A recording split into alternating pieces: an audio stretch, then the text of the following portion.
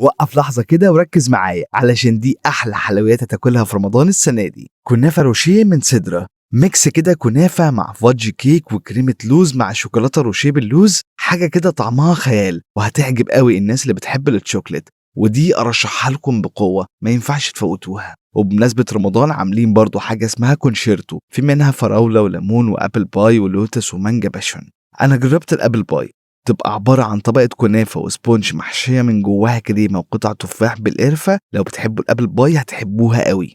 أما بقى اللي ما تتفوتش بجد واروح لها مخصوص كل يوم وتقريبا أنا أدمنتها خلاص، تورتة الكنافة النوتيلا. حاجة كده تاخد منها حتة تدوب في حلاوتها وسكرها مظبوط ومش هتجزع منها خالص. كنافة مع الكريمة الفريش اللي مستخدمينها وفادج الكيك مع النوتيلا والشوكليت كريسبي، تستاهل يتقال عليها أحلى حلو في مصر. ولو لحقتوا في الزحمة دي تشتروا كنافة بالمانجا لازم تشتروها.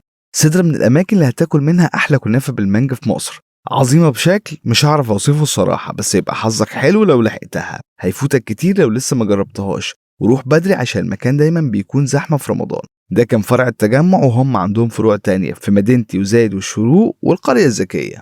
اكتبوا لي بقى بتحبوا تجربوا ايه من عند سدرة.